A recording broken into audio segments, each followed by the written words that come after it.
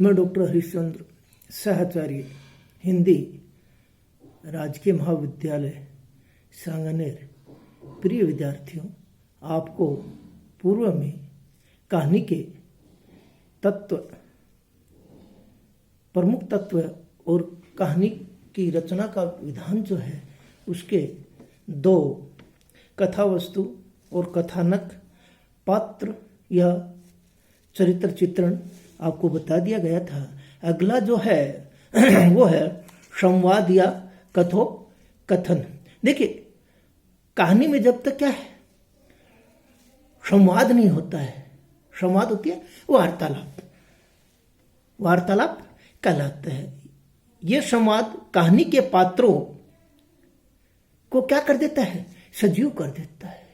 क्यों?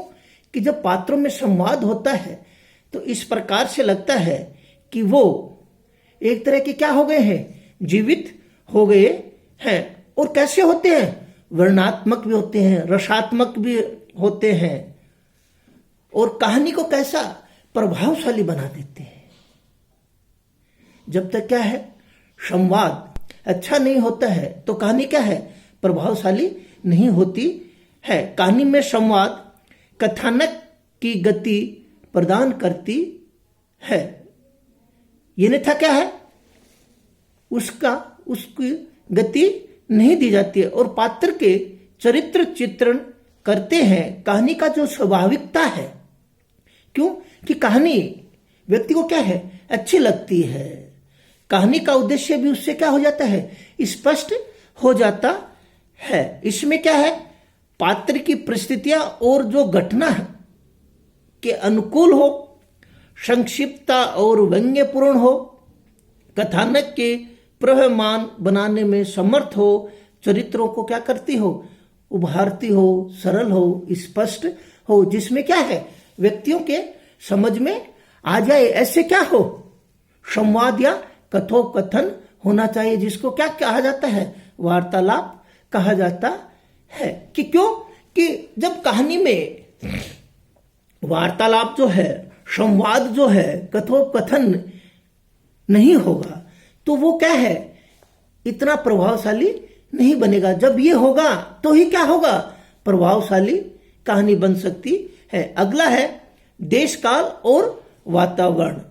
वातावरण का अर्थ क्या होता है, सभी परिस्थितियों का क्या करता है, चित्रण करना, जिनमें कहानी की घटना घटित हो रही है, जिसमें कहानी के पात्र सांस ले रहे हैं। पात्र और उनके चारों ओर पदार्थों के संबंध में बहुत गहन होता है। क्यों? कि जब तक क्या होता है कि उस वातावरण का, उस देश काल का कहानी में प्रभाव नहीं होगा तो वो जो कहानी है, उसकी परिस्थितियां जो है, घटनाएं जो घटित हो रही है, वो जो है, पात्र जो है और पात्रों के चारों ओर जो पदार्थ जो है, वो जब तक घटित नहीं होता है, मानसिक स्थिति में उद्घाटित नहीं होता है, जब तक कहानी में क्या है, देश काल और वातावरण का प्रभाव नहीं होता है। तो इसी प्रकार से उसमें शास्त्रीय दृष्टि से देखा जाए तो वातावरण सामान्यतः तीन पक्ष माने जाते हैं। पहला जो है, हमारी जो इंद्रियां को प्रभावित करके उद्दीप्त करता है, जागृत करता है, और दूसरा जो है, हमारी सौंदर्यानुभूति की वृत्ति को प्रतितृप्त करता है। क्योंकि जब तक क्या होगी कि वृत्ति जो है परितृप्त नहीं होगी, जब तक क्या है, कहानी की जो सामान्य जो वातावरण है वो प्रभावित नहीं होता है।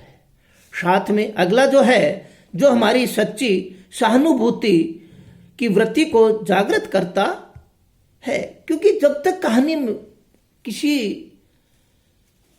व्यक्ति के सहानुभूति को जागृत नहीं करता है, जब तक कहानी का क्या है, जो वातावरण है वो जागृत नहीं होता है। इसी में क्या कहते हैं, प्रथम प्रकार के वातावरण जो है, पश्चिमी विद्वानों ने लोकल कलर कहा है, मगर इनमें सबसे महत्वपूर्ण तीसरा प्रकार है जिसमें वास्तविक जगत का वातावरण आता है। तीसरा जो है, जो हमारी सच्ची सहानुभूति के वृत्ति को जागृत करता है। व्यक्ति को जब जागृत करता है वही क्या होता है, महत्वपूर्ण होता है। उसी से क्या है, आधुनिक कहानीकार में पूरी सामाजिक परिवेश को उभारना आवश्यक है। क्योंकि जब तक क्या है, उस वातावरण जो समाज में रहता है, सामाजिक कार्य करता है, सामाजिक परिवेश है, उसको जब तक क्या है, उभारा नहीं जाएगा, बाहर नहीं निकाला जाएगा, जब तक क्या है, उसका वातावरण का प्रभाव नहीं होता है। क्योंकि पात्र और परिवेश परस्पर अविभाज्य रूप से जुड़े हुए हैं। और क्या कहता है कि पात्र और परिवेश जो है वो दोनों क्या है, आपस में जुड़े हुए हैं। उस जुड़ने के कारण क्या है, वो महत्वपूर्ण होता है। अगला है भाषा शैली। कहानी के जो प्रमुख तत्व है उसमें है भाषा शैली। इस तत्व का संबंध कहानी के कथ्य को प्रभावशाली संप्रेषण से है। कि जब तक भाषा क्या है, प्रभावशाली नहीं होगी, तो उसका जो संबंध है, संप्रेषण जो है, वो अच्छा नहीं होता है। कहानी के कथ्य प्रभावशाली संप्रेषण होना चाहिए। और साथ में कहानीकार की सफलता इसी में है कि कहानी को इस प्रकार प्रस्तुत किया जाए कि पाठक पर उसका अपेक्षित प्रभाव पड़े। क्योंकि पाठक पर जब तक नहीं पड़ता है तो क्या है कि कहानी नहीं होती है, कहानी आगे नहीं चलती है, कहानी क्या नहीं होती है, प्रभावशाली नहीं होती है। इसके लिए आवश्यक है कि कहानी की भाषा सरल, स्पष्ट, प्रभावमयी तथा पात्रानुकूल होनी चाहिए। जब तक क्या है, भाषा सरल नहीं होगी, स्पष्ट नहीं होगी, प्रभावमयी नहीं होगी तथा पात्रानुकूल नहीं होगी, तो उसका प्रभाव नहीं पड़ेगा।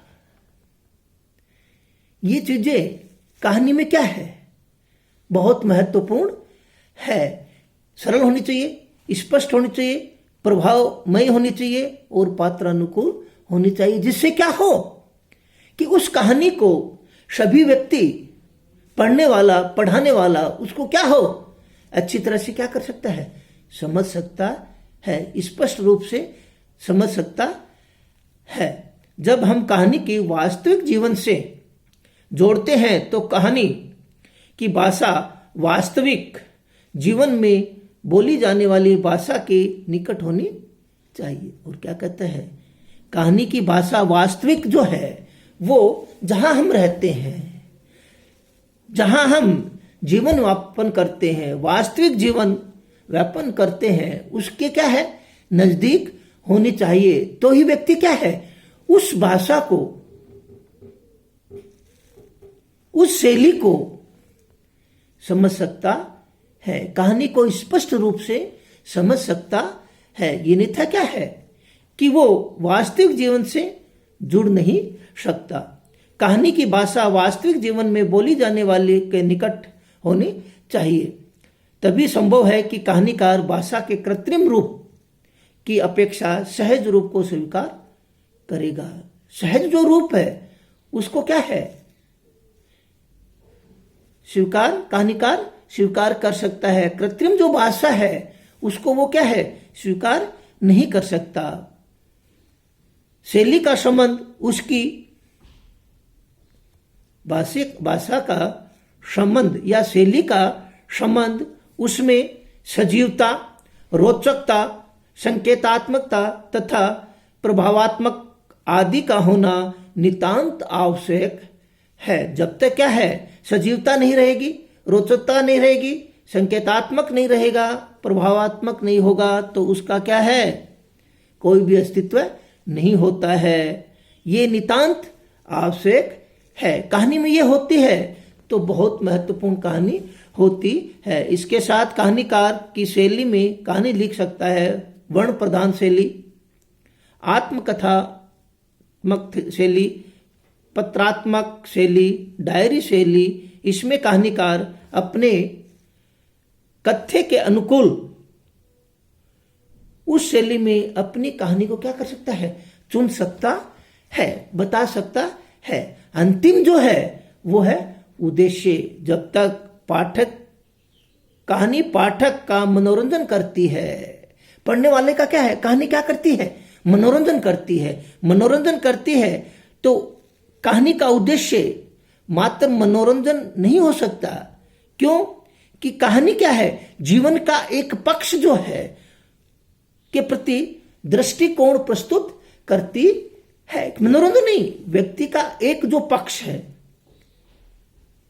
उसके प्रति दृष्टिकोण रखती है। उसी के कारण क्या है, मगर कहानी का उपदेश नहीं देती है, वह मानव जीवन के किसी सत्य का उद्घाटित करती, उपदेश नहीं देती है। वो तो क्या है, मानव जीवन का किसी भी सत्य का क्या करती है, उद्घाटित करती है। उसी का क्या करती है, वर्णन करती है। उसी को क्या है, जीवन से जोड़ती है।